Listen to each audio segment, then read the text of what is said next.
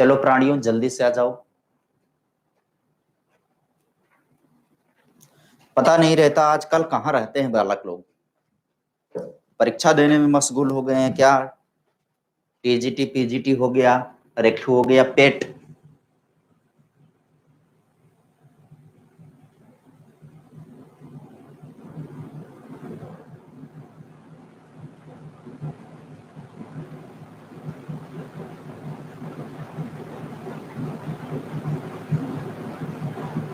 चलो जल्दी जल्दी से बढ़ो।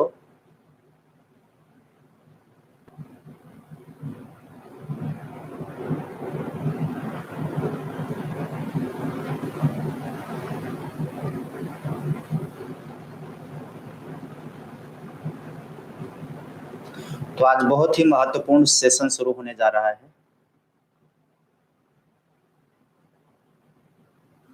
शिक्षण कौशल का।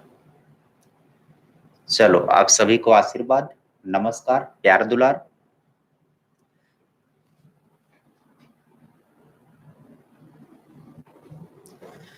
आज हम लोगों का अध्ययन शुरू होगा कौन सा? शिक्षण कौशल। शिक्षण कौशल का मतलब क्या होता है? हाँ, कौशल का मतलब भी होता है कि किसी कार्य को करने की कुशलता। कौशल का ही मतलब होता है किसी कार्य को करने की कुशलता। मतलब किसी कार्य को इस कदर सीख लिया जाए कि उसमें निपुणता प्राप्त हो जाए, कहीं भी कोई समस्या ना रहे उस कार्य को करने में, तो वही उस कार्य की कुशलता कहलाती है। जैसे जब आप गाड़ी चलाते हैं, शुरुआत करते हैं, जब आप सीखते हैं, तो जब आप सीखते हैं तो उतने कुशल आप नहीं होते हैं। ब्रेक और क्लच हो गया है ना, कैसे कैसे क्या करना है, तो उसमें आप सिस्टम नहीं बना पाते हैं। लेकिन जैसे जैसे उस कार्य को आप नियमित करते जाते हैं, आप एकदम से कुशलता प्राप्त कर लेते हैं उस कार्य में। फिर पता नहीं दिमाग कहीं और भी रहेगा, कुछ भी सोचते रहेंगे। तो आप मान लो सोच रहे हो कि मेरे बाबू ने खाना खाया कि नहीं खाया, तबीयत सही है कि नहीं सही है, दिमाग में यही बात चल रही है। अगला टूर कहाँ कराऊं, अगला गिफ्ट कौन सा लेके जाऊं, फिर भी आप गाड़ी को बढ़िया चला लेंगे, क्योंकि आप उस कार्य को करते करते उस कार्य में कुशलता प्राप्त कर लिए हो। सही है ना? हाँ, कहीं भी ध्यान होता है। अभी देखो, जब गाड़ी चलाते चलाते बहुत दिन आपको हो जाएगा, तो आप दिमाग से कहीं भी रहोगे, फिर भी आपका जो सिस्टम है ना कि कहाँ गाड़ी रोकना है, कैसे हैंडल करना है, सब एकदम स्मूथली आप करते जाओगे। लेकिन जब नया नया सीखते हैं, तो स्टीयरिंग पकड़ के आंखों को एकदम सामने रखेंगे कि जैसे दूरदर्शी से रोड देख रहे हैं हम, कौन लोग आ रहे हैं कौन नहीं। और पैर वैर तो ऐसा संभाल के रखते हैं कि कई बार जरूरत से ज्यादा ब्रेक लगा देते हैं, क्योंकि तब हम निपुण नहीं होते हैं। समझ में आई बात? तो किसी भी कार्य में कुशल होने के लिए कुछ आवश्यक शर्तें होती हैं। किसी भी कार्य के करने के कुछ नियम और कानून होते हैं, कुछ क्रमबद्धता होती है काम को करने में, है ना? अगर उस क्रमबद्धता को व्यक्ति सीख ले, तो वह उस कार्य में निपुण हो जाएगा। किसी भी कार्य को करने के दौरान जो क्रमबद्धता की जरूरत होती है, वह उस क्रमबद्धता को अगर सीख ले, तो वह उस कार्य में निपुण हो जाएगा। ठीक उसी तरीके से शिक्षण के अंतर्गत भी, शिक्षण में वही व्यक्ति कुशल होगा अगर वह उसके सभी क्रमबद्ध सोपानों को बेहतर तरीके से सीख ले रहा है। एक एक पद को बेहतर तरीके से अगर वह सीख ले रहा है, तो अपने कार्य में कुशल हो जाएगा। ठीक है, अब इसका अर्थ हम थोड़ा सा लिखते हैं, तब इसके हम पद आपको समझाते हैं। शिक्षण कौशल का अर्थ क्या है? पहला पॉइंट हम यही नोट कर दे रहे हैं। शिक्षण कौशल का अर्थ है, शिक्षण कौशल का अर्थ है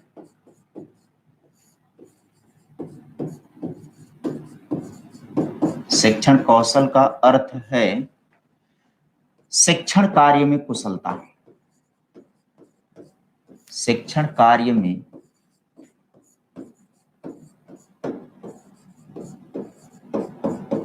कुशलता। ठीक है, शिक्षण कार्य में कुशलता। किसी भी कार्य में कुशलता की दो शर्तें होती हैं। एक तो उस कार्य से संबंधित ज्ञान आपके पास हो, ज्ञान में आप दक्ष हो। दूसरा, वह आपके व्यवहार में हो, वह ज्ञान आपके व्यवहार में सही तरीके से अप्लीकेबल हो, तभी आप उस कार्य में कुशल रहेंगे। समझ में आई? चलो, शिक्षण कार्य में कुशलता। अब इसके आगे हम बढ़ेंगे, कुछ एक परिभाषा नोट करेंगे हम लोग यन एल गेज के अनुसार। किसके अनुसार? यन एल गेज के अनुसार।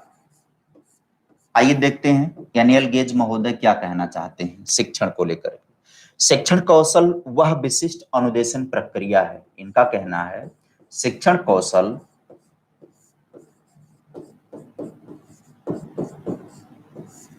वह विशिष्ट अनुदेशन प्रक्रिया है।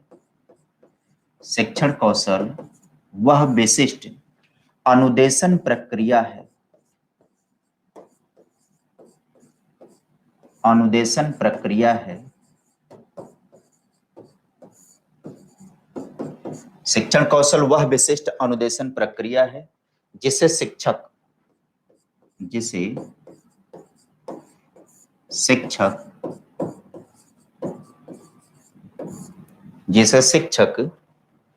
अपने कक्षा शिक्षण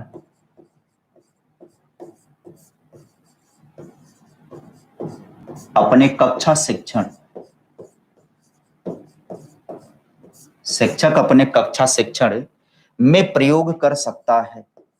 कक्षा शिक्षण में प्रयोग कर सकता है।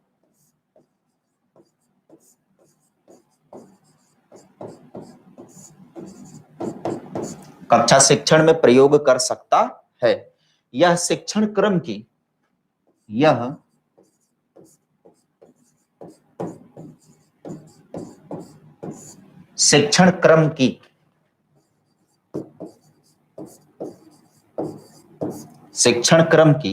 विविध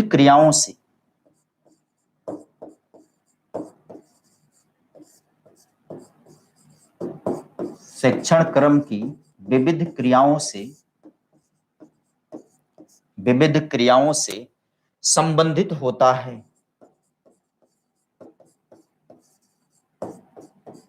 विविध क्रियाओं से संबंधित होता है। वही हमने आपको समझाया कि विभिन्न क्रियाओं को क्रमबद्ध तरीके से जिन्हें शिक्षक अपनी कक्षा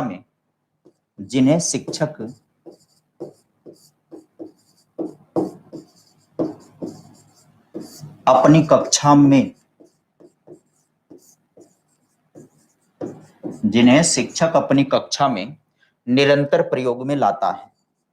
अपनी कक्षा में निरंतर प्रयोग में लाता है। निरंतर प्रयोग में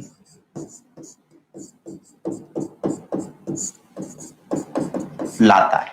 ठीक है, ये एनियल गेज महोदय की परिभाषा हो गई किसको लेकर के, शिक्षण कौशल को लेकर के।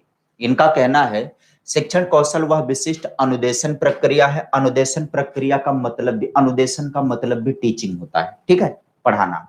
एक विशेष अनुदेशन प्रक्रिया है जिसे शिक्षक अपने कक्षा शिक्षण में प्रयोग कर सकता है।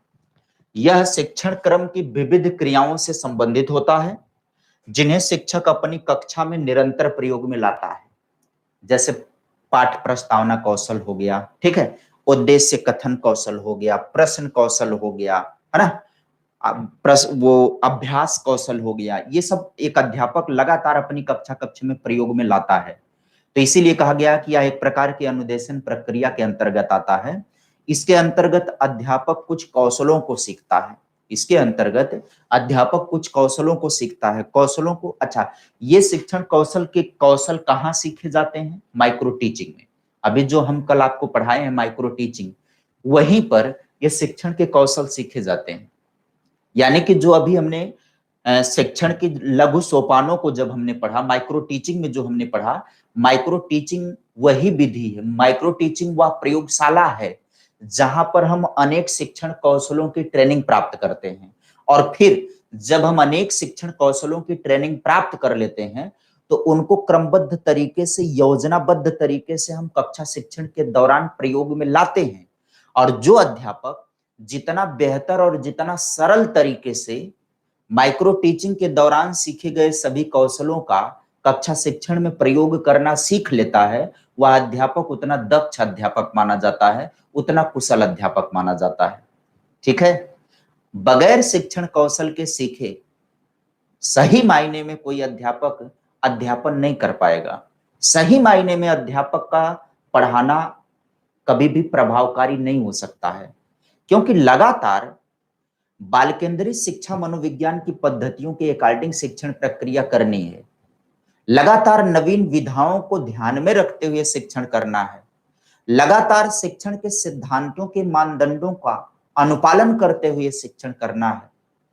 तो जब शिक्षण सिद्धांतों के मानदंडों के अकॉर्डिंग अगर आपको काम करना है, जब आपको बाल केंद्रित शिक्षा मनोविज्ञान को ध्यान में रखते हुए शिक्षण करना है, जब आपको शिक्षण के नवीन विधाओं के अकॉर्डिंग आपको शिक्षण करना है, तो जरूरत महसूस होती है कि आप विभिन्न प्रकार के शिक्षण के कलाओं से वाकिफ हों, विभिन्न प्रकार के शिक्षण के कौशलों से वाकिफ हों, और ना सिर्फ उससे वाकिफ हो, ना सिर्फ उसकी जानकारी ही आपको हो, बल्कि व्यवहारिक तरीके से योजनाबद्ध रूप लेकर के आपको उन कौशलों का कक्षा शिक्षण में प्रयोग करना होगा। और लगातार प्रयोग करते करते एक समय ऐसा आएगा कि आप उस कार्य में महारत हासिल कर लेंगे, कुशल हो जाएंगे। तब आपके द्वारा पढ़ाया जाने वाला स्टूडेंट, उसको कभी भी मानसिक रूप से दबाव नहीं महसूस होगा, कभी भी किताबें उसके ऊपर बोझ नहीं बन सकती हैं, कभी भी अध्यापक उनके लिए कसैला नहीं हो सकता है। कसैला का मतलब जो आंख में टीसे होता था ना अपने एकेडमिक में, हम लोग किसी किसी मास्टर को देख करके ऐसे लगता था ब्लड सर्कुलेशन उल्टे होने लगा। मतलब अशुद्ध रुधिर जहां हृदय के अलग अलिंद में प्रवेश कर रहा है ना, ऐसे होते हैं हम लोग हृदय, हम लोग का हृदय ऐसे है ना, तो यहाँ पर जो दाहिना अलिंद है, अशुद्ध रुधिर यहीं पर जा रहा है। तो कई बार जब अकाद मास्टर ऐसे मिल जाते थे एकेडमिक में, लगता था कि अशुद्ध रुधिर दाहिने अलिंद में ना जाकर के बाएं अलिंद में जाना शुरू कर दिया है, उल्टे दौड़ना शुरू कर दिया है। महसूस होता था कि नहीं? और ऐसे प्राणी को देख करके मन करता था या तो यह धरती छोड़ दे, नहीं तो हम ही छोड़ दें। कई बार पश्चाताप होता था कि जन्म ही क्यों दे दिए भगवान, चाहे मेरा चाहे उसका। क्योंकि निश्चित रूप से कुछ अध्यापक होते हैं जो बगैर कौशलों को सीखे हुए, बगैर अध्यापन कौशल को सीखे हुए, केवल अपने ज्ञान का बलात् प्रभाव बच्चों के ऊपर डालने के लिए चले जाते हैं। जरूरत उस बात की होती ही नहीं। बच्चों के पास इतना परिपक्व दिमाग नहीं होता है, बच्चों के पास इतनी परिपक्व क्षमता नहीं होती है कि वो आपके ज्ञान रूपी प्रचंड वर्षा को सह सकें ना। वो तो यार छोटे बच्चे हैं ना, बच्चा है, अभी कच्चा है दिमाग से, उसे आप व्यवहारिक ज्ञान दो, उसका आप ध्यान रखो कि मानसिक योग्यताएं उसमें विकसित हो सकें। मानसिक योग्यताएं विकसित होने से तात्पर्य है कि बालक के सोचने समझने तर्क करने की निर्णय लेने की क्षमता का विकास हो सके। जरूरी नहीं है कि इन क्षमताओं के विकास के लिए हम किताबों का ज्ञान उनके मस्तिष्क में ठूसें, नहीं, किसी भी तरीके से सामाजिक क्रियाओं के जरिए, खेल के जरिए, है ना, और अन्य प्रकार के उपागमों के जरिए, मतलब अन्य प्रकार की गतिविधियों के जरिए, किसी भी तरीके से केवल हम बच्चों में सोचने समझने तर्क करने और निर्णय लेने की क्षमता का विकास कर देंगे, तो एक समय ऐसा आएगा जब वह विषय वस्तु से संबंधित ज्ञान प्राप्त करने जाएगा, तो उसमें इतनी मानसिक योग्यता का विकास हो चुका होगा कि वह अपने विषय वस्तु को अध्यापक के निर्देश के आधार पर सरलता से सीख पाएगा। समझ में आ रही है बात की नहीं? हम ही भी ले लें, इस उम्र में भी अगर हम इस बात को ले लें कि हम अगर विषय को व्यवहारिक रूप से समझ पाते हैं, विषय से संबंधित मानसिक योग्यताओं को अगर हम धारण कर लेते हैं, जैसे हम लोग साइकोलॉजी पढ़ रहे हैं, तो सोचो आप एक बार, अगर हम साइकोलॉजी विषय वस्तु से संबंधित कुछ जो सोचने विचारने की क्षमता है, जो कुछ विशेष नियम कानून है कि हमको किस नजरिए से इस विषय को पढ़ना होगा, अगर वह नजरिया मैं आपको दे पाऊंगा, तो आप कभी भी जब सेल्फ स्टडी भी करने जाओगे ना, तो आपको कठिनाई नहीं महसूस होगी, आप आसानी से चीजों को सीख लेंगे। समझ में बैठ रही है बात? मुझे उम्मीद है कि मैं जो बताना चाह रहा हूं आपको बेहतर समझ में आया। वही है कौशल। बगैर कौशल के एक अध्यापक ठीक उसी तरीके से होता है जो बिना हथियार के पहुंच जाए सेना में, और बॉर्डर पर वो भी पहुंच जाए कि सामने से गोलीबारी हो रही है और बंदा सीना तान के खड़ा हो जाए, ले मार गोली जितना मारना है भाई, वहीं पिटक से निपट लेंगे। तो ये हथियार होते हैं अध्यापक के, जो कौशल होते हैं एक एक, वो अध्यापक के हथियार होते हैं। उन्हीं के जरिए वह बच्चों को अच्छी शिक्षा दे पाएगा, अच्छा ज्ञान करा पाएगा। चलिए आगे बढ़ेंगे, कुछ बातें और यहाँ पर सीखेंगे। शिक्षण कौशल शिक्षा के उद्देश्यों को प्राप्त करने में सहायक होते हैं। कुछ शिक्षण कौशल के संदर्भ में हम विशेष बातें आपको समझा दें, क्यों महत्वपूर्ण होता है शिक्षण कौशल। तो शिक्षण कौशल की उपयोगिता क्या होती है ना, इसकी प्रासंगिकता क्या है, शिक्षण कौशल जो हम पढ़ रहे हैं इसकी प्रासंगिकता क्या है, मतलब उपयोगिता क्या हो रही है इसकी। तो एक एक पॉइंट करके हम इसकी प्रासंगिकता को समझाएंगे, है ना। आप ध्यान से पढ़ना, क्योंकि जब व्याख्यात्मक तरीके का प्रश्न बनता है, व्याख्यात्मक कहने का तात्पर्य यह है कि विकल्प कई बार शिक्षण कौशल के ही संदर्भ में कई रख देंगे, कथन देकर के पूछ लेता है, तब वहां पर जरूरत होती है कि आप उसकी डिटेल बात ध्यान में रखें। तो इसकी प्रासंगिकता को मैं समझाता हूं, शिक्षण कौशल क्यों उपयोगी होता है। तो पहला पॉइंट मैं लिखता हूं, पहला पॉइंट आपके समक्ष में लिखता हूं कि क्यों शिक्षण कौशल जरूरी होता है। तो शिक्षण कौशल शिक्षा के उद्देश्यों को प्राप्त करने में सहायक होता है, ठीक है। शिक्षण कौशल आप नोट करते रहिएगा एक एक बात, और आज हम लोग लगभग 1.5 घंटे से ऊपर पढ़ेंगे शिक्षण कौशल, प्रयास करेंगे कि हम लोग समाप्त कर लें। तो शिक्षण कौशल शिक्षण के उद्देश्यों को शिक्षण के उद्देश्यों को शिक्षण के उद्देश्यों को शिक्षण के उद्देश्यों को प्राप्त करने में सहायक होते हैं, उद्देश्यों को प्राप्त करने में सहायक होते हैं, प्राप्त करने में सहायक होते हैं।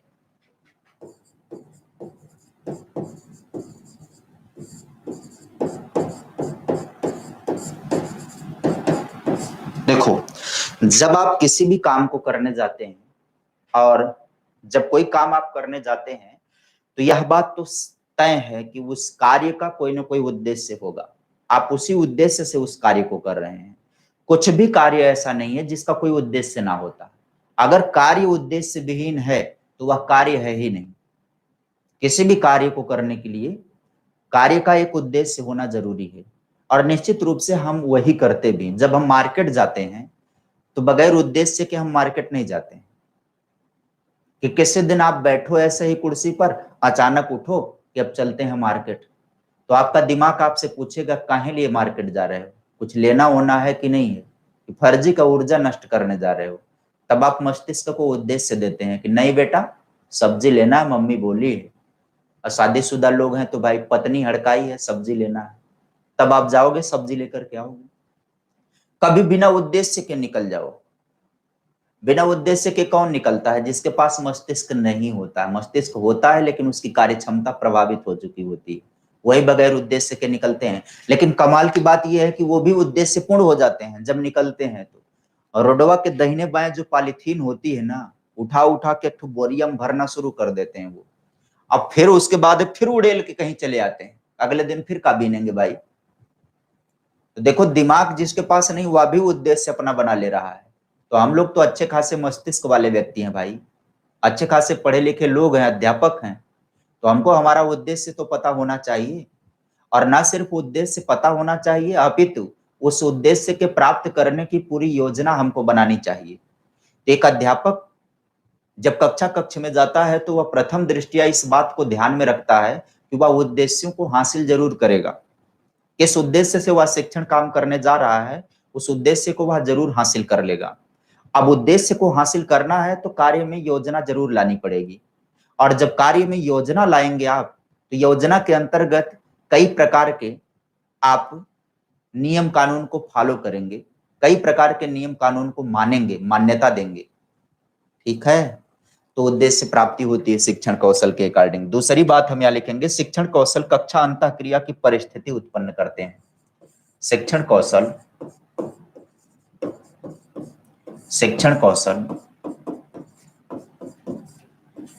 कक्षा अंतःक्रिया की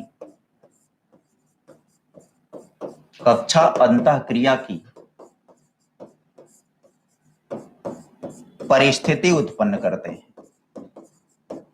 कक्षा अंतःक्रिया की क्या उत्पन्न करते हैं, परिस्थिति उत्पन्न करते हैं, परिस्थिति उत्पन्न करते हैं। देखो भाई, जैसे फॉर एग्जांपल हम समझें कि जब हम प्रकरण के प्रश्न बना करके जाते हैं, पाठ प्रस्तावना कौशल के अंतर्गत ही आता है, समझ रहे हो ना बात को। पाठ प्रस्तावना कौशल के अंतर्गत हम सीखते हैं प्रकरण के प्रश्न, और उसको हम बनाते हैं अपने पाठ्य योजना में, और हम बच्चों के बीच जाते हैं।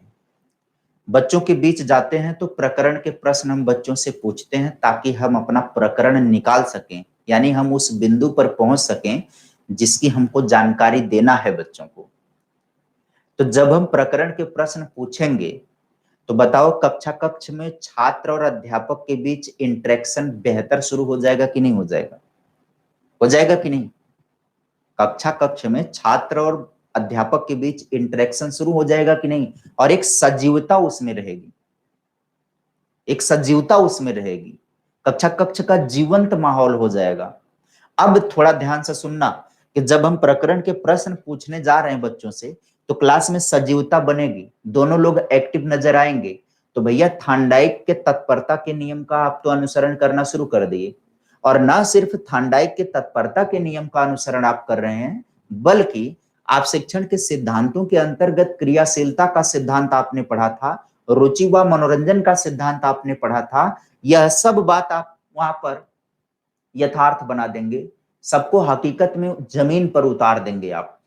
क्योंकि जब छात्र आपसे अंतःक्रिया करेंगे तो उनकी रोचकता बढ़ेगी, उनकी तत्परता बढ़ेगी विषय के प्रति, और जब तत्परता बढ़ेगी तो आप विषय का ज्ञान देना शुरू कर देंगे, बच्चों को सिखाना शुरू कर देंगे। राइट? क्लियर हो गया कि नहीं हो गया बताओ? नहीं कमेंट कर देना नहीं समझ में आ रहा होगा तो। ऐसा कोई छात्र होगा ही नहीं जिसको ये समझ में ना बैठे। क्लियर? चलिए तीसरी बात हम यहां पर नोट कर देते हैं, शिक्षण कार्य को आधार प्रदान करते हैं। शिक्षण कार्य को आधार प्रदान करते हैं, शिक्षण कार्य को आधार प्रदान करते हैं।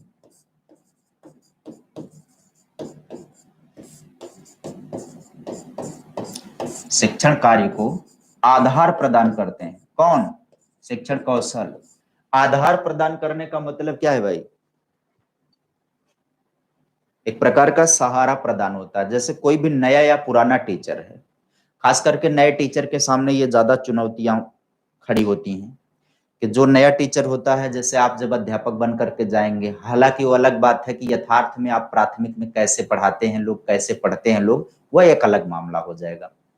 लेकिन सपोज दैट कि आपको पढ़ाना ही पढ़ाना है ईमानदारी से, तो पहले दिन कक्षा कक्ष में जाने के साथ ना बड़ी दुविधा भी साथ में जाती है, पीछे पीछे बहुत बड़ी दुविधा भी चली जाती है। हम कक्षा शिक्षण का प्रारंभ कैसे करेंगे, ये बड़ी चुनौती होती है। तो अगर आप पाठ्य योजना बना करके जा रहे हो, यानी कि प्रस्तावना कौशल के अंतर्गत, पाठ्य योजना कौशल के अंतर्गत अगर आपने विभिन्न प्रकार के कौशलों को सीखा है तो आपके शिक्षण कार्य को आधार मिल जाएगा। पहले ही आपकी योजना पहले ही तय हो जाएगी कि भैया कक्षा कक्ष में जाएंगे, हम अपने छात्रों से प्रस्तावना के प्रश्न हम पूछना शुरू कर देंगे, क्योंकि हमने प्रस्तावना कौशल को सीखा है। तो जब हमने प्रस्तावना कौशल को सीखा है तो हम प्रस्तावना के प्रश्न पूछ करके कक्षा शिक्षण का कार्य सुचारू ढंग से, सुव्यवस्थित ढंग से हम शुरू कर देंगे। तो शिक्षण को आधार मिल गया कि नहीं मिल गया? जब आप प्रस्तावना के प्रश्न पूछ लोगे तो आप इंटरेक्ट करना शुरू कर दोगे छात्रों से, और आपकी क्रिया, जिस कारण से आप गए हो, वह कारण भी यहाँ पर सार्थक होता शुरू हो जाएगा। यानी कि अब आप धीरे धीरे टॉपिक पर आ जाएंगे। जब प्रकरण का प्रश्न यानी प्रस्तावना का प्रश्न समस्यात्मक होगा, आप उद्देश्य कथन करेंगे, तो बच्चों आज हम फला टॉपिक का अध्ययन करेंगे, फिर उस टॉपिक के विषय में आप बताना शुरू कर देंगे, फिर आगे के कौशलों का आप प्रयोग करना शुरू कर देंगे। तो किसी भी अध्यापक के लिए शिक्षण कार्य कठिन कार्य नहीं रह जाएगा अगर वह शिक्षण कौशलों की भरपूर ट्रेनिंग प्राप्त कर लिया है तो। ठीक है, चलिए अगली बात चौथे नंबर पर चलते हैं। सीखने में सहायक होते हैं। और भाई जाहिर सी बात है, जब आप शिक्षण कौशलों का ध्यान में रखते, शिक्षण कौशलों को ध्यान में रखते हुए जब आप शिक्षण कार्य करेंगे तो बच्चों को सीखने में रुचि मिलेगी, सीखने में तत्परता दिखेगी। तो जहां पर रुचि और तत्परता है वहां पर एकाग्रता है, और जहां पर एकाग्रता है वहां पर विषय को सीखने का कोई भी समस्या बच्चे के सामने नहीं दिखाई पड़ सकती है। तो सीखने में सहायक होते हैं, सीखने में सहायक होते हैं। देखो भाई, जो शिक्षण कौशल है ना, टीचिंग स्किल जिसको कहते हैं, ये जो शिक्षण कौशल हैं, ये ना सिर्फ टीचिंग के लिए जरूरी होते हैं, ये लर्निंग के लिए भी बहुत जरूरी होते हैं। टीचिंग अगर बेहतर है तो लर्निंग भी बेहतर है, अगर टीचिंग बेहतर नहीं है तो लर्निंग कभी भी बेहतर नहीं हो सकती। समझ रहे हो बात को कि नहीं? फिर से रिपीट कर रहा हूं, ये बात बहुत जरूरी है। अगर टीचिंग बेहतर है तो लर्निंग बेहतर होगी। तो टीचिंग बेहतर कब होगी? जब हम बच्चों को ध्यान में रखते हुए, जब हम बच्चों के लिए काम करेंगे, तब हमारी टीचिंग बेहतर होगी। और जब हमारी टीचिंग बेहतर होगी, प्रभावकारी होगी, तो छात्र की लर्निंग भी बेहतर और प्रभावकारी होगी। और अगर हम टीचिंग बेहतर नहीं कर पाए, हम टीचिंग करने के दौरान छात्र को ध्यान में नहीं रख पाए, छात्र की आवश्यकताओं, उसकी क्षमता, उसकी रुचियों को अगर हम ध्यान में रख करके टीचिंग का कार्य नहीं कर रहे हैं, तो कभी भी हमारी टीचिंग की प्रभावकारिता सिद्ध ही नहीं होगी। तो लर्निंग कभी भी नहीं हो सकती, कतई नहीं हो सकती। ठीक है? कहां गायब हो गए आप लोग इतना?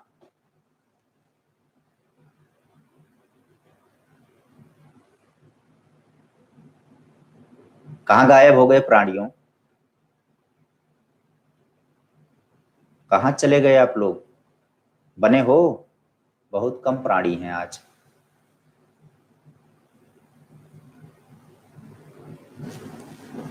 हाँ तो बने रहो, इतना मशगूल हो गए लेक्चर सुनने में। चलो भाई, अगली बात को लिख देते हैं। शिक्षण को प्रभावी बनाने में सहायक होता है। 5वां पॉइंट नोट कर देते हैं। शिक्षण को प्रभावी बनाने में सहायक, शिक्षण को प्रभावी बनाने में सहायक, प्रभावी बनाने में सहायक, बनाने में सहायक। जितना ज्यादा आप इस बात को, इस लेक्चर को सुनेंगे बेहतर तरीके से, उतना ही जो नए पैटर्न पर शिक्षक भर्ती या टेट का आयोजन होगा, उसके लिए आप बहुत ही बेहतर हो जाएंगे। परंपरा से हटो आप। परंपरा क्या है? वो चीख चिल्ला करके, जैसे कई बार होता ना कि पहले खेल उल होता था तो बहुत हुड़दंग टाइप का माहौल होता था। आज के समय में बहुत सारे संस्थान ऐसे ही हो गए, बहुत से अध्यापक ऐसे ही हो गए हैं, शांतिपूर्वक अपनी बात को बच्चों तक डिलीवर नहीं करते हैं। जैसे लगता है कि बंदर नाच दिखा रहे हैं हुड़दंग मचा करके, हो ये बातें वो बातें। कोई मतलब नहीं। अब ऐसी शिक्षा का कोई मतलब नहीं रहेगा। आप सामने के पेपर जितने हो रहे हैं वो देखिए। आप सोशल मीडिया से जुड़े होंगे, जो टीजीटी का एग्जाम हो रहा है उसको लेकर के देखिएगा लड़कों में क्या चल रहा है। कोई भी यूट्यूबर, कोई भी वो टीचर, चाहे ऑनलाइन हो ऑफलाइन हो, वो काम नहीं कर पाया अगर वो पुरानी प्रणाली से पढ़ा रहा है तो। इसलिए प्रणाली बदलो पढ़ने की, क्योंकि परीक्षा में प्रणाली बदली जा रही है। हुड़दंगबाज यहाँ पर अब नहीं चलेंगे, और हुड़दंगबाज के शरण में कोई गया तो फिर उल्टे पांव भागेगा किसी दूसरे व्यक्ति के यहाँ। वन लाइनर तो कतई अब काम नहीं चलना है। और हुड़दंग वही मचाता है जो वन लाइनर होता है। उसी बात को बार बार खींच खींच करके, जैसे तमाचा मारती थी मम्मी हम लोगों को बचपन में बदमाशी करने पर, कई लोग वैसे एक लाइन का ज्ञान लेकर के आएंगे, वो उसी का तमाचा बना बना करके खींच खींच करके फेंकेंगे, ले लपक, कैच कर, कैच कर, कैच कर। वो काम नहीं चलेगा। हम शिक्षण कौशल में एक पॉइंट की बात बताते कि शिक्षण कौशल का अर्थ होता है शिक्षण कार्य की कुशलता। और वहीं पर हम आपको समझा देते, समराइज कर देते बात को, कि शिक्षण कार्य में कुशलता प्राप्त करने के लिए कुछ कौशलों को सीखना आवश्यक है, जो निम्नवत है। हम विभिन्न प्रकार के कौशल आपके सामने लिख देते, और उन कौशलों को लिखने के पश्चात एक एक कौशल को समझा करके एक एक लाइन में खत्म कर देते, कोर्स खत्म हो जाता।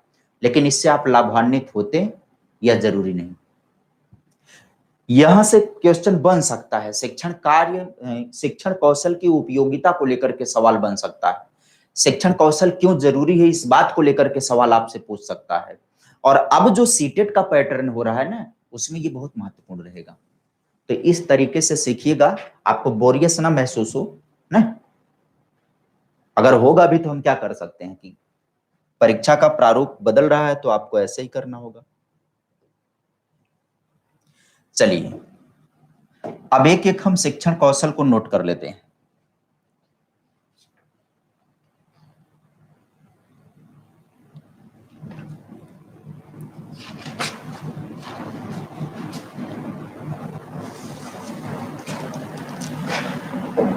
अब सबसे पहला कौशल हम नोट करते हैं पाठ प्रस्तावना कौशल। सबसे पहला कौशल कौन सा पढ़ेंगे? पाठ प्रस्तावना कौशल। पाठ प्रस्तावना कौशल।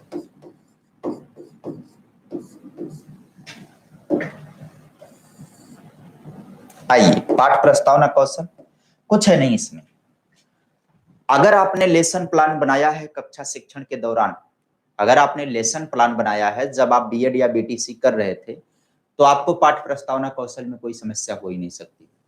अगर आपने लेसन प्लान नहीं बनाया है, अपने प्रशिक्षण कॉलेज पर उपकार बहुत ज्यादा कर दिया, अगर आपने या मैं एडमिशन में करा लिया, यही बहुत है। आ रहे हो तुम लेसन प्लान हमसे बनवाने, ले लेना 200-400 रुपया, कायदे से फाइल वाइल जमा कर देना, नंबर वंबर व कायदे से दे देना, नहीं तो फिर हम समझेंगे। अगर ये वाला कार्यक्रम आप कर दिए हैं तब तो आपने उपकार कर दिया है, सरकार पर भी उपकार कर दिया है, उस प्रशिक्षण संस्थान पर भी उपकार कर दिया है। तो उसी उपकार का बदला अब आपको चुकाना होगा। जैसे दूध का कर्ज चुकाना है ना, वैसे उसी उपकार का बदला आप चुकाना होगा। इसको बहुत मेहनत से सीखने की जरूरत है। लेकिन अगर आप लेसन प्लान बना करके बकायदे टीचिंग किए हैं ना, तो आपको कठिनाई नहीं होगी, क्योंकि आपके पास अनुभव वाला ज्ञान होगा। और बाकी जो काम नहीं किए हैं ना, उनको हम सूचना परक ज्ञान देंगे। चाहे जितना हम व्यवहारिक समझा देंगे, वो व्यवहारिक बन नहीं पाएगा। हाँ, व्यवहारिक बनता कि कान पकड़ पकड़ करके लाते, लेसन प्लान बनवाते और फिर कहते चल पढ़ा, तब व्यवहारिक बन पाता। कुछ ऐसा है जिसको हम व्यवहारिक नहीं बना सकते, केवल हम सूचना दे सकते हैं। लेकिन उनके लिए व्यवहारिक हो जाएगा जो ऑलरेडी यह कार्यक्रम पहले कर चुके हैं। तो प्रस्तावना कौशल में आ गया। पाठ प्रस्तावना कौशल में किसी भी शिक्षण कार्य की शुरुआत का ये पहला चरण होता है। लिखता हूं मैं उस बात को, किसी भी शिक्षण की शुरुआत का प्रथम चरण, पहली बात, किसी भी शिक्षण के शुरुआत का प्रथम चरण।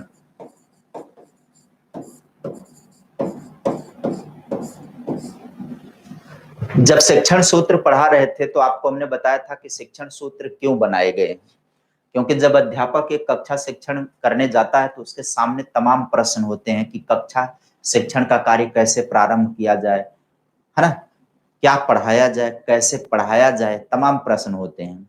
तो वहां पर शिक्षण सूत्र आते हैं कि शिक्षण सूत्र ही उपाय बताते हैं कि बेटवा कैसे पढ़ेबा, कक्षा कक्ष में जइबा। तो हम शिक्षण सूत्र का अनुसरण यहाँ पर करेंगे। कैसे शिक्षण सूत्र का अनुसरण करेंगे हम लोग? तो हम लोग जब पूर्व ज्ञान के आधार पर नवीन ज्ञान की जानकारी देंगे बच्चों को पूर्व ज्ञान से संबंधित करते हुए जब नवीन ज्ञान दिया जाता है तो कौन से शिक्षण सूत्र का प्रयोग किया जाता है, जल्दी से कमेंट करो आप लोग। जब बच्चों को पूर्व ज्ञान से संबंधित करते हुए नवीन ज्ञान की वर्षा आप करेंगे तो कौन से शिक्षण सूत्र का प्रयोग करेंगे, जल्दी से कमेंट करो। हम आपका कमेंट देख लेते हैं तब तक।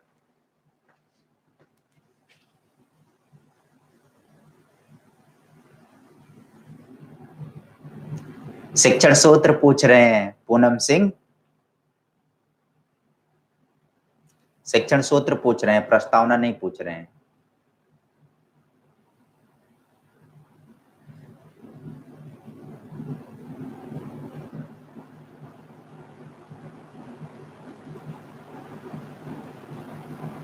हाँ, अज्ञात से ज्ञात की ओर, सृष्टि यादव सही बताई, अज्ञात से ज्ञात की ओर। और ये जो भले प्राणी हैं, हाँ, दुर्लभ प्राणी ये जो लोग हैं, हम रेड डाटा बुक में दर्ज करवा देंगे आप लोगों का नाम। विलुप्त की तरफ आप लोग हैं ज्ञान के मामले में। ज्ञात से अज्ञात की ओर, हाँ, सृष्टि कह रही अज्ञात से ज्ञात की ओर। सृष्टि सृष्टि कह रही अज्ञात से ज्ञात की ओर, और ललिता भी कह रही अज्ञात से ज्ञात की ओर। अज्ञात पहले समझाओगे, एस के सिंह अज्ञात से ज्ञात नहीं है, आप भी कंफ्यूज हो गए। अज्ञात से ज्ञान कहाँ, ज्ञात कहाँ हो गया भाई? पूर्व ज्ञान क्या है? ज्ञात है। और नवीन ज्ञान क्या है? अज्ञात है। तो ज्ञात से अज्ञात की ओर बढ़ रहे हैं प्राणियों, ज्ञात से अज्ञात की ओर। हाँ, गजब के प्राणी हो आप लोग, ऐसे ही गलती करोगे इतना मठार मठार के पढ़ाए हैं, उसके बाद भी ऐसे गलती करोगे आप, वहां पर जाओगे तुरंत कंफ्यूजन हो जाएगा परीक्षा भवन में कि ज्ञात से अज्ञात होगा कि अज्ञात से ज्ञात होगा। अरे भाई व्यवहारिक हो जाओ ना। जो बालक का पूर्व क्या ज्ञान ज्ञान है, उसका मतलब उसे ज्ञात है, उसे पता है, और जो नया हम बताने जा रहे हैं वो अज्ञात है। तो ज्ञात से अज्ञात की ओर शिक्षण के सूत्र का प्रयोग हो गया, नोन टू अननोन। बिल्कुल।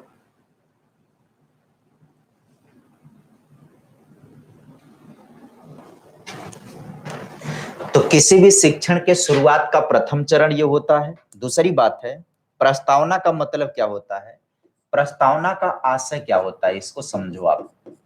प्रस्तावना का मतलब होता है, प्रस्तावना बराबर लिख देते हैं डायरेक्ट। जैसे बचपन में हम लोग शब्दार्थ लिखते थे ना, याद है?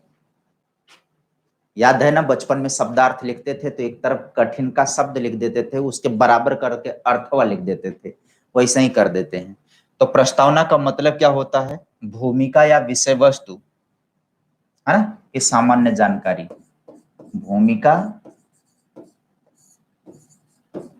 या विषय वस्तु की सामान्य जानकारी, विषय वस्तु की सामान्य जानकारी,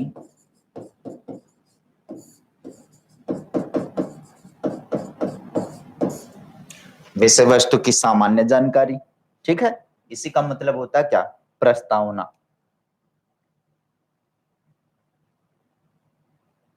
अभी अगली बात को नोट करते हैं यहीं पर। अगली बात क्या नोट करते हैं, प्रस्तावना कौशल के प्रयोग में होता क्या है। तो प्रस्तावना कौशल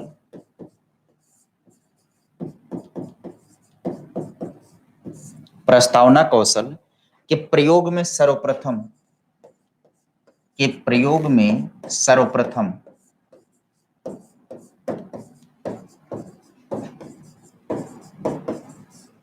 प्रस्तावना कौशल के प्रयोग में सर्वप्रथम अध्यापक,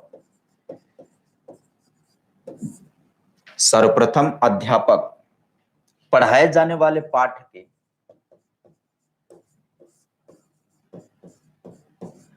पढ़ाए जाने वाले पाठ के, पढ़ाए जाने वाले पाठ के बारे में, पाठ के बारे में छात्रों से, पढ़ाए जाने वाले पाठ के बारे में छात्रों से जानकारी लेते हैं, जानकारी लेते हैं, छात्रों से जानकारी लेने के लिए प्रश्न करते हैं, जानकारी लेने के लिए प्रश्न करते हैं, जानकारी लेने के लिए प्रश्न करते हैं। उसके बाद उनके पूर्व ज्ञान को नए ज्ञान से जोड़ते हुए शिक्षण करते हैं। तत्पश्चात, तत्पश्चात छात्रों के पूर्व ज्ञान को, छात्रों के पूर्व ज्ञान को नवीन ज्ञान से जोड़ते हुए, नवीन ज्ञान से जोड़ते हुए, नवीन ज्ञान से जोड़ते हुए शिक्षण करते हैं, नवीन ज्ञान से जोड़ते हुए शिक्षण करते हैं। अब एक उदाहरण दे देंगे व्यवहारिक ना, तब समझ में आएगा। पहले इसको नोट कर लो आप लोग, फिर मैं एक उदाहरण देता हूं, बहुत धमाकेदार उदाहरण दूंगा, मजा आ जाएगा।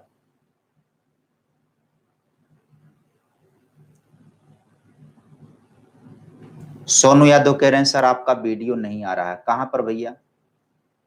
सोनू, हमारी वीडियो कहां पर नहीं आ रही है? सोनू आप वही हो बचपन के प्यार वाले?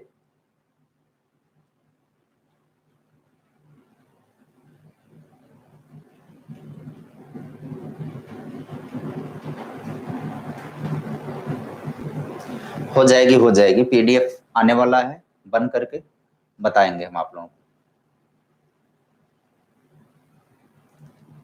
नई वाली पीडीएफ के बारे में बताएंगे राजपूत, निर्भय, परेशान मत होइए, नोट करिए आप, पीडीएफ के चक्कर में परेशान मत होइए, जब आ जाएगा तो आपका पहुंच जाएगा।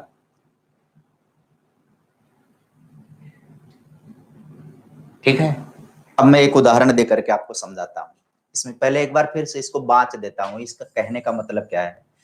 प्रस्तावना कौशल के प्रयोग में अध्यापक क्या करता है, पढ़ाए जाने वाले पाठ के बारे में छात्रों से जानकारी लेता है कि बेटा पहले भी कुछ जानकारी आपको है कि नहीं है। अब जानकारी लेने के लिए प्रश्न पूछता है, तभी तो पता चलेगा कि छात्रों को पूर्व की जानकारी इस विषय से संबंधित है या नहीं है। उसके बाद क्या करता है, छात्रों के पूर्व ज्ञान को नवीन ज्ञान से जोड़ते हुए शिक्षण का कार्य करता है। जैसे देखो, साइंस वाले क्या करते हैं, हम लोग तो बीएड वाले हैं, जूनियर वाले हैं। जैसे बच्चों को सिंदूर पढ़ाना है, उम्मीद है कि आप लोगों को इसका रासायनिक नाम पता होगा सिंदूर का। साइंस वाले हो तो सिंदूर का आपको रासायनिक नाम पता ही होगा, है ना। तो मजाक वाला एक है प्रस्तावना, मतलब हम लोगों को टॉपिक पर लेकर के आना है बच्चों को।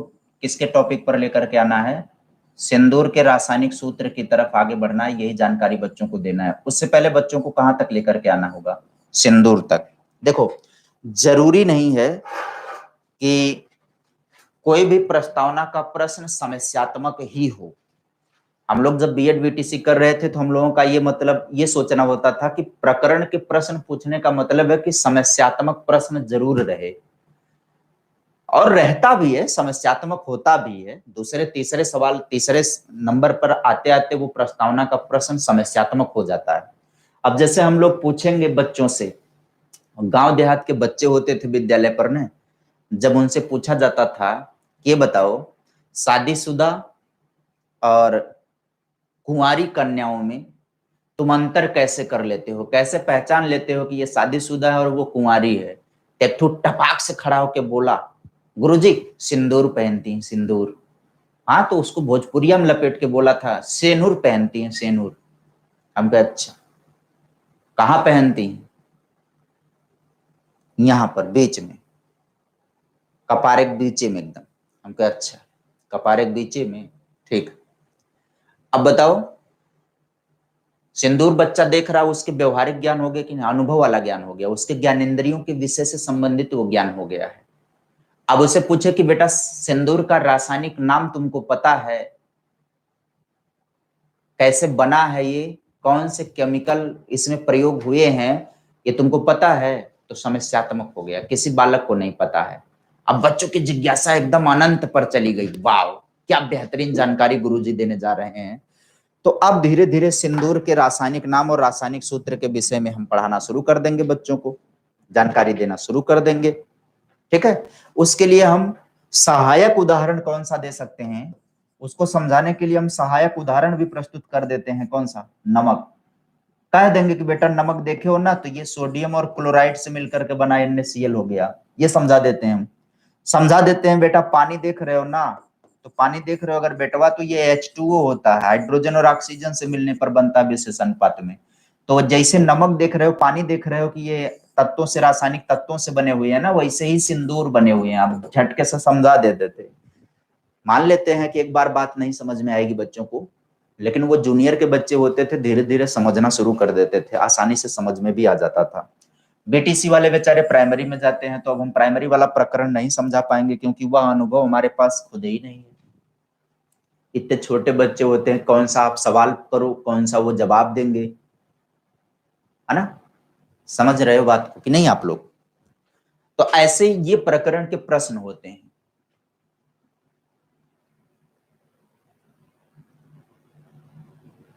अब तो किनारे हो गया है, अब किनारे भी हो गया, किनारे से भी खत्म हो गया भाई, कई बार पता ही नहीं चलता है, ध्यान देना पड़ता है। सही है, बड़े सूक्ष्मदर्शी टाइप के प्राणी हो आप लोग। अमरिंदर सिंह भदौरिया कर रहे हैं, अब तो किनारे हो गया, यही नहीं आड़ते रहते हो का भैया, तो पढ़ाई लिखाई करो, कुछ मास्टर वास्टर बनो, यही नहीं हारते रहोगे।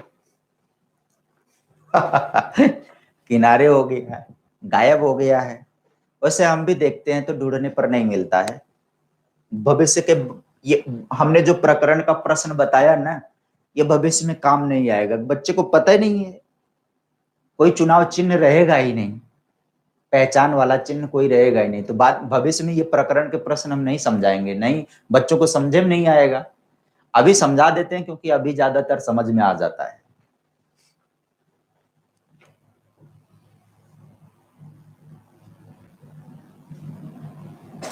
अच्छा, दूसरा, अब जहां पर हमने प्रकरण का प्रश्न पूछा, प्रकरण का प्रश्न समस्यात्मक हुआ, प्रकरण का प्रश्न समस्यात्मक जहां पर हो गया, वही उद्देश्य कथन हो जाएगा। तो बेटा आज हम इसी टॉपिक को पढ़ेंगे। तो उद्देश्य कथन कौशल होता है, दूसरा कौशल कौन सा होता है? उद्देश्य कथन कौशल। उद्देश्य कथन कौशल,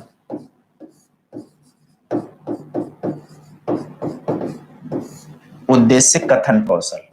अगला कौन सा हो गया भाई? उद्देश्य कथन कौशल। इसमें क्या होता है? तो जहां पर बच्चों को समस्या दिखी, जैसे हमने पूछा कि बेटा सिंदूर का रासायनिक नाम पता है, ये कैसे बनता है, तो कहेंगे कि नहीं। तब हम कहेंगे कि बेटा आज हम यही आप लोगों को पढ़ाने वाले हैं, यही हम आप लोगों को बताने वाले हैं। तब एकदम से ध्यान देंगे, कान टाइट हो जाएगा, आप ही की तरफ ध्यान हो जाएगा, अटेंशन हो जाएगा, ध्यान से बातों को सुनेंगे एकदम। समझ रहे हो बात? उद्देश्य कथन वही होता है। मतलब बात करें इसमें हम, तो शिक्षण एक क्रमबद्ध प्रक्रिया है भैया, है ना। पहली बात तो ये लिख दे हम, शिक्षण एक क्रमबद्ध प्रक्रिया है। शिक्षण एक क्रमबद्ध प्रक्रिया है,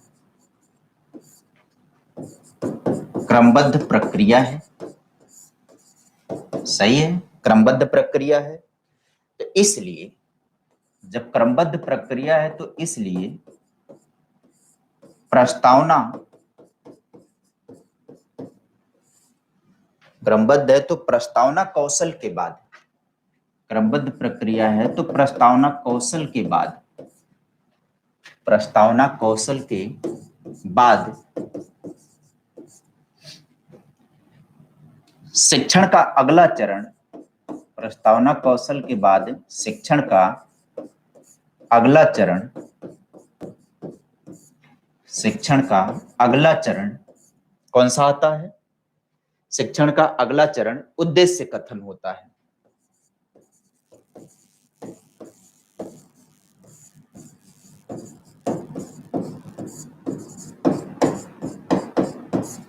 अगला चरण कौन सा होता है? उद्देश्य कथन होता है। ठीक है। प्रस्तावना प्रश्न के बाद, इसी में अगले पॉइंट में नोट करेंगे, प्रस्तावना प्रश्न के बाद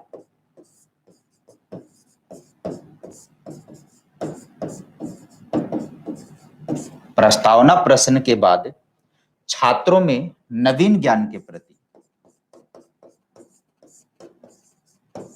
छात्रों में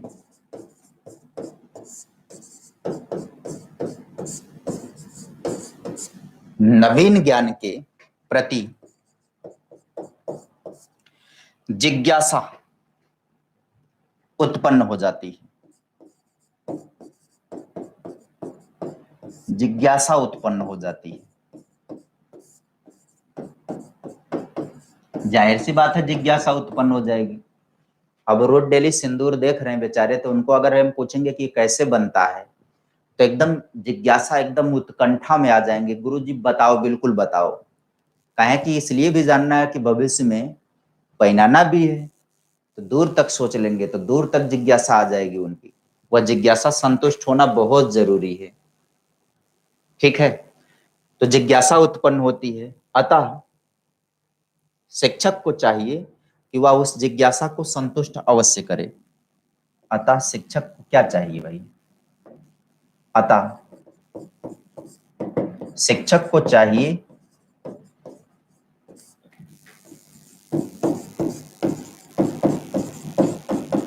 शिक्षक को चाहिए कि वह उस जिज्ञासा को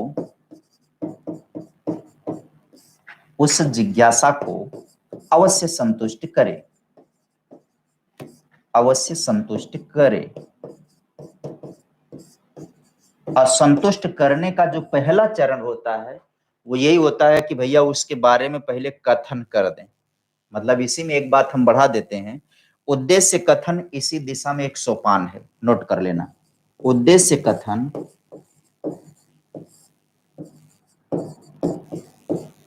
इसी दिशा में, उद्देश्य कथन इसी दिशा में एक सोपान है। उद्देश्य कथन इसी दिशा में क्या है? एक सोपान है, मतलब एक सीढ़ी है। मतलब जब आप प्रश्न पूछेंगे तो प्रश्न समस्यात्मक होगा। प्रश्न जहां पर समस्यात्मक होगा तो जिज्ञासा वहां पर बच्चों की अनंत हो जाएगी, जिज्ञासा बहुत बढ़ जाएगी। और जहां जिज्ञासा हुई बच्चों की, यानी कि जिज्ञासा का मतलब ही है जानने की इच्छा। अगर जानने की इच्छा बच्चों में हुई है तो अध्यापक का नैतिक कर्तव्य होता है, अध्यापक का उत्तरदायित्व होता है कि वह उस जिज्ञासा को संतुष्ट करे। तो उस जिज्ञासा को संतुष्ट करने की दिशा में पहला प्रयास होता है कौन सा? उद्देश्य कथन। पहले तो बच्चों को निश्चिंत कर दें कि बेटा आज हम इसी टॉपिक को पढ़ेंगे, ताकि उत्तेजना का स्तर बहुत ज्यादा बढ़ ना जाए, ताकि बच्चे हड़बड़ा ना जाए, गुरुजी बताओ, गुरुजी बताओ, गुरुजी बताओ ना। उनके दिमाग में उत्तेजना आए उससे पहले कह दो कि बेटा आज हम इसी टॉपिक का अध्ययन करेंगे, इसी को हम लोग पढ़ेंगे। तब शांत रहेंगे, कंट्रोल मजनू कंट्रोल वाली कंडीशन में आ जाएंगे, उत्तेजना को नियंत्रित कर लेंगे तो स्किनर का चूहा बन जाएंगे। फिर ध्यान और एकाग्रता और रुचि सब एकदम सब इकट्ठा लेकर के वो आपकी बात को सावधानी पूर्वक सुनना शुरू कर देंगे और ज्ञान को आत्मसात करना शुरू कर देंगे। ठीक है, ठीक है। तो नोट कर लो इसको आप। उद्देश्य कथन हमने पढ़ा दिया। इसके बाद क्रमबद्ध प्रक्रिया है शिक्षण की, तो अगला चरण आता है प्रश्न कौशल का। तो हम प्रश्न कौशल पढ़ लें। पहनाया जाता है कि लगाया जाता है? रमाकांत रमाकांत कह रहे हैं पहनाया जाता है कि लगाया जाता है? भैया समझो, आप अनुभवी लग रहे हो, हमको तो अभी अनुभव नहीं है इस बात का। वैसे लगाया जाता होगा। आप सिंदूर लगाते हैं तो वो लोग जीवन भर चूना लगाती हैं आप लोगों को।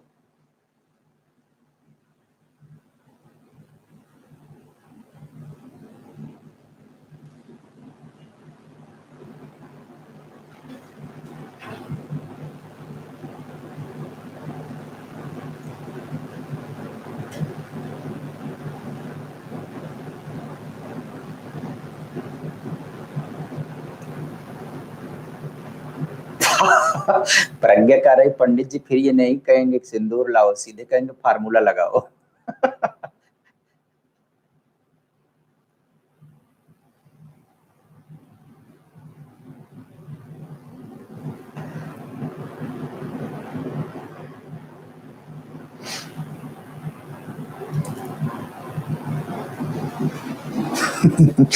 चलो आगे बढ़ेंगे।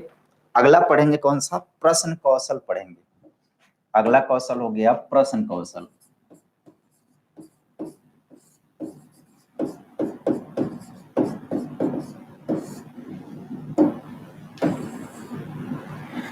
उद्देश्य कथन के बाद नंबर किसका आता है भाई? प्रश्न कौशल का। प्रश्न कौशल क्यों जरूरी होता है?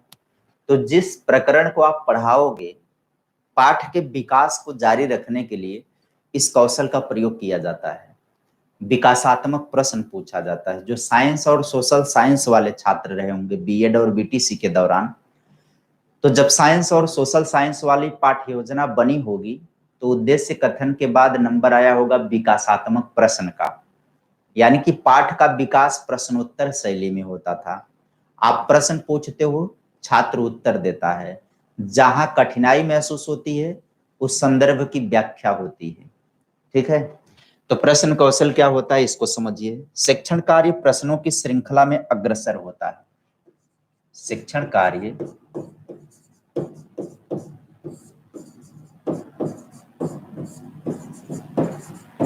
प्रश्नों की श्रृंखला में,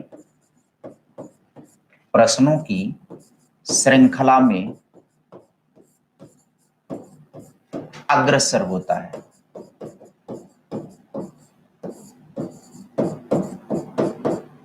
शिक्षण कार्य प्रश्नों की श्रृंखला में अग्रसर होता है। पाठ का उत्तरोत्तर विकास, पाठ का उत्तरोत्तर विकास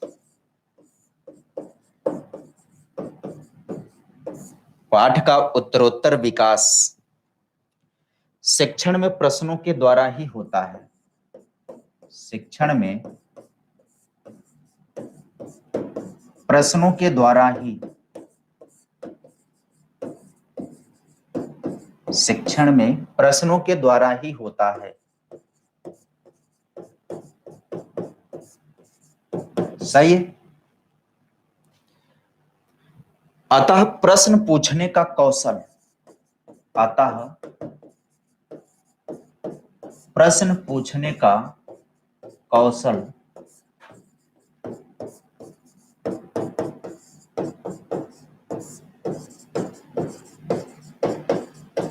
प्रश्न पूछने का कौशल अध्यापक में होना जरूरी है। अध्यापक में होना जरूरी है। एक परिभाषा यहां पर नोट कर लेने की जरूरत है।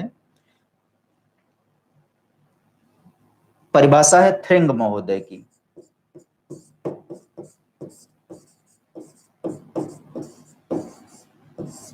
किसकी परिभाषा? थ्रिंग महोदय की। थ्रिंग महोदय क्या कहते हैं? शिक्षण का अर्थ कुशलता से प्रश्न करना है। शिक्षण का अर्थ कुशलता से प्रश्न करना है।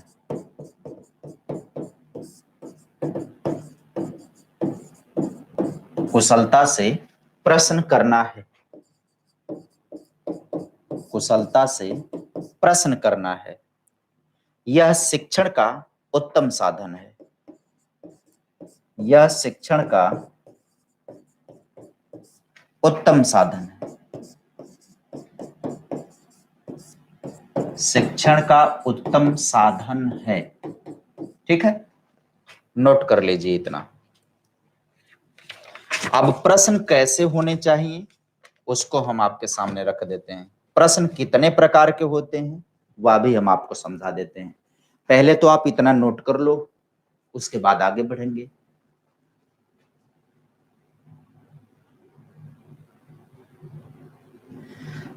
अमरेंद्र कह रहे हैं हम सर जी की बारात गए। कहाँ भैया? कहाँ करवा दिए और रख दिए इधर उधर कहीं?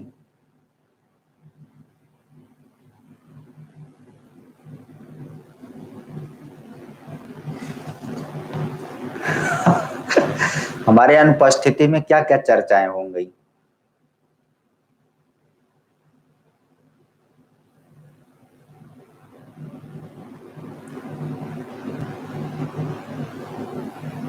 अच्छा, रुचि पूछ रहे हैं।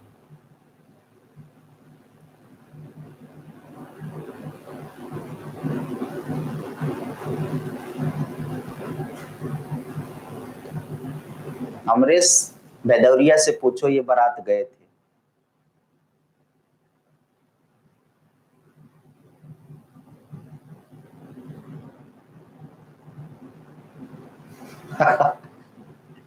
चलो भाई,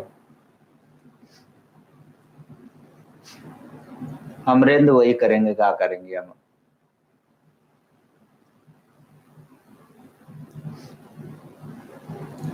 योगेंद्र कह रहे हैं डीजे वाले बाबू ये थे। तो ढूंढ के लाओ भैया, जब इतना सब हो गया तो ढूंढ के लाओ कहाँ है।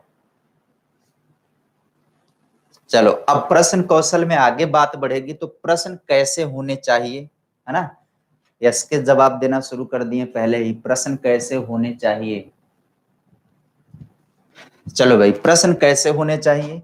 जब आप प्रश्न कौशल पढ़ ही रहे हो तो प्रश्न कौशल में जब तक आप ये नहीं सीख लेते हो कि प्रश्न कैसे होने चाहिए तब तक आपको प्रश्न कौशल नहीं पता होगा। प्रश्न कैसे होने चाहिए, है ना, इस बात का बहुत ही ध्यान रखने की जरूरत है। प्रश्न कैसे होने चाहिए। प्रस्तावना कौशल के अंतर्गत जो प्रश्न आप प्रश्न कौशल के अंतर्गत जो प्रश्न आप बच्चों से पूछेंगे वह प्रश्न कैसा होना चाहिए, उसका नेचर कैसा होना चाहिए। तो प्रश्न भैया सरल होना चाहिए। ठीक है। दूसरी बात है अस्त्रानुकूल होना चाहिए। सरल व स्पष्ट कर दो, यहीं पर लिख देते हैं। अच्छा, सरल व स्पष्ट कर देते हैं। प्रश्न सरल व स्पष्ट होना चाहिए। दूसरी बात, अस्त्रानुकूल होना चाहिए। अस्त्रानुकूल होना चाहिए। अस्त्रानुकूल का मतलब है कि जो लेबल बच्चों का है ना, प्रश्न का लेबल भी वही होना चाहिए। और तीसरी बात आती है कि प्रश्न प्रासंगिक होना चाहिए। प्रश्न कैसा होना चाहिए? प्रासंगिक होना चाहिए। मतलब जिस विषय को, जिस पाठ को, जिस ज्ञान को आप बच्चों के सामने रख रहे हो, प्रश्न उसी से संबंधित होना चाहिए। ऐसा नहीं कहीं दूर से आप प्रश्न उठा करके लाओ और पूछ लो। तो प्रश्न प्रासंगिक होना चाहिए, बोधगम्य होना चाहिए प्रश्न, यानी कि छात्रों को समझ में आसानी से आ जाए।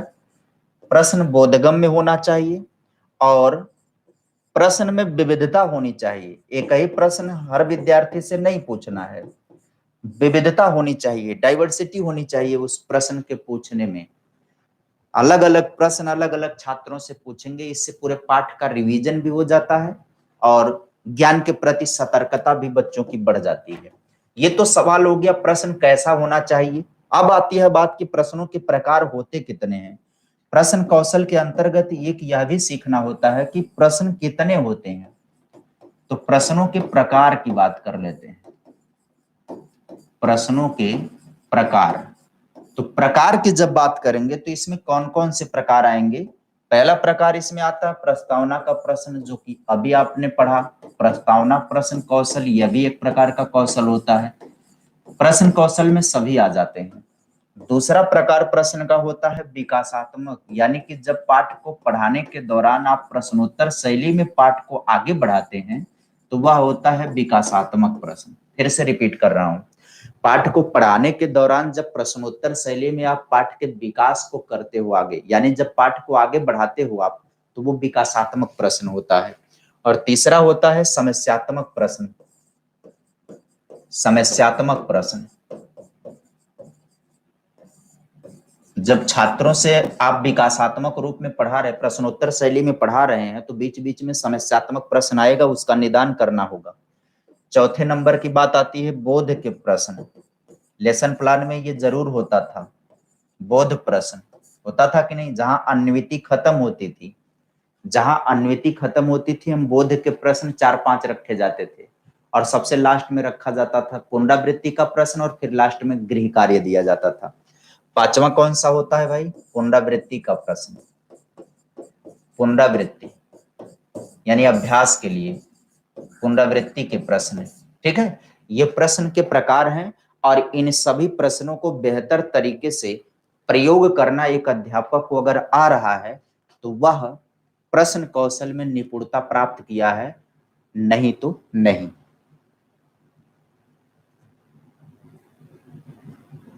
हाँ, टेट अक्टूबर में होगा, ये हमने आपको बहुत पहले से बताना शुरू कर दिया था कि टेट अक्टूबर में होगा। अक्टूबर में, ये आज से नहीं बता रहे हैं, बहुत पहले से बता रहे हैं कि टेट आपका अक्टूबर में होगा। जब से आप जुड़े हैं हमसे तब से हम बता रहे हैं कि टेट अक्टूबर में ही होगा। वो अलग बात है कि बीच बीच में टाइम बदलता रहा, शासन को भेजी गई, तमाम तरीके की नौटंकी बीच में हुई, लेकिन कुल मिला जुला करके कंफर्म यही था कि टेट अक्टूबर में होगा। हम बार बार आपसे यही भी कह रहे थे कि टेट अक्टूबर में होगा, और अगर अक्टूबर में नहीं हुआ तो फिर नहीं होगा, ये भी बात सही है। अगर अक्टूबर में नहीं हुआ तो अक्टूबर में होगा, नहीं तो फिर नहीं होगा। इस साल तो संभव नहीं रहेगा फिर, लेकिन ज्यादातर संभावना है कि अक्टूबर में हो जाएगा। और जब अक्टूबर में हो जाएगा तो उसी के बाद तुरंत धमाका हो जाएगा, किसका? भर्ती परीक्षा का। चलिए भैया, तो प्रश्न कौशल जब होता है तो प्रश्न कौशल के बाद व्याख्या कौशल का नंबर आता है, क्योंकि जब हम प्रश्नोत्तर शैली में पाठ को आगे बढ़ाएंगे, जब हम प्रश्नोत्तर शैली में पाठ को पढ़ाएंगे तो कहीं कहीं समस्यात्मक प्रश्न होगा जो बच्चों के समझ में नहीं आएगा, तो वहां पर व्याख्या का प्रयोग होगा, यानी व्याख्यान के माध्यम से हम विषय वस्तु को क्लियर करेंगे। तो अगला कौशल किसका आता है? व्याख्या कौशल। अगला कौशल कौन सा होता है मेरे प्यारे जुगनुओं और जुगनियों? अगला कौशल होता है व्याख्या कौशल। क्रमबद्ध तरीके से पूछता है परीक्षा में, ध्यान रखना। अगला कौशल कौन सा होता है? व्याख्या कौशल होता है। व्याख्या कौशल में क्या है, थोड़ी सी बात है, वही नोट कर लेना आप, व्याख्या कौशल हो जाएगा खत्म। चलिए व्याख्या कौशल में आइएगा। इसमें क्या होता है, इस कौशल के प्रयोग में शिक्षक विविध प्रकरणों, इसके अंतर्गत डायरेक्ट लिख देते हैं, इसके अंतर्गत विविध प्रकरणों, इसके अंतर्गत विविध प्रकरणों तथ्यों को, कामा करो आप, तथ्यों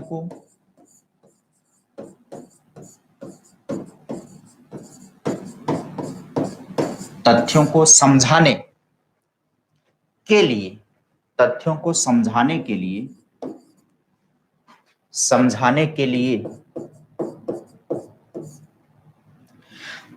सरल से सरल भाव,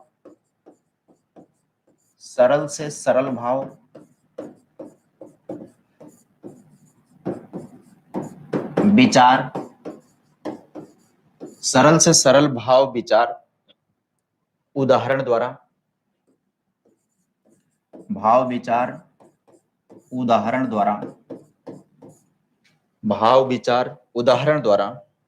क्रमिक व तार्किक रूप से, क्रमिक व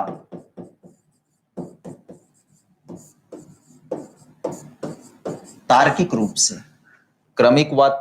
से विषय वस्तु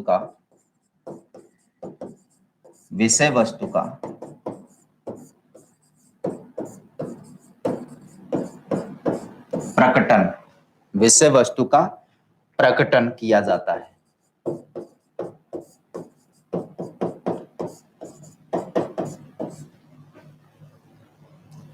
इस कौशल की सफलता इस बात में निहित होती है,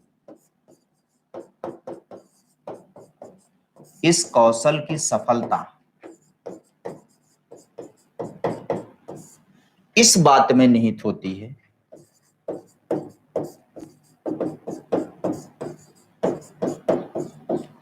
इस कौशल की सफलता इस बात में निहित होती है, इस बात में निहित होती है कि शिक्षक पाठ का संपूर्ण व गहन ज्ञान रखता है, कि शिक्षक पाठ का पूर्ण व गहन ज्ञान रखता है,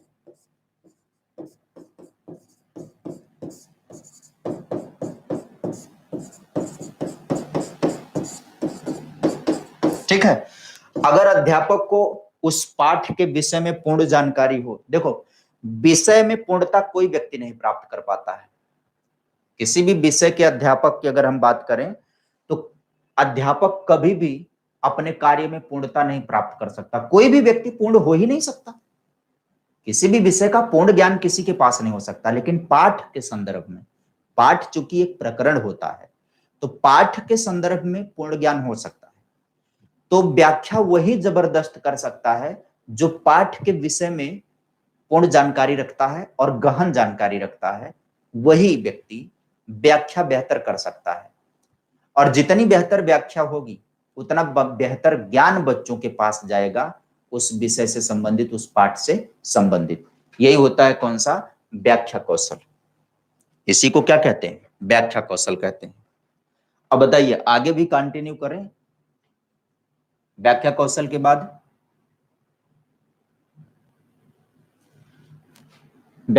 के बाद नंबर आता है दृष्टांत कौशल का। ठीक है, तो सोच रहे हैं कि आधा कौशल हम कल पढ़ा दें, क्योंकि अभी जस्ट क्लास फिर शुरू होगी, कुछ देर तक पढ़ाएंगे, 1 घंटे से ऊपर वह भी क्लास चलेगी। सरकार पर कुछ डिपेंड नहीं करता है, परेशान ना रहो, तैयारी करते रहो। ये अचानक वाली सरकार है।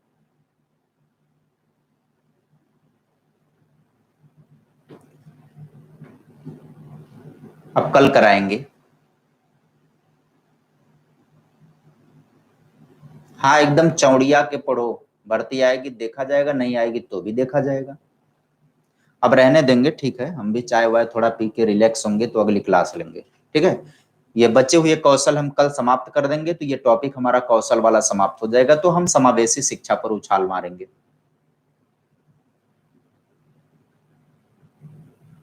चलिए bye, good night, love you all.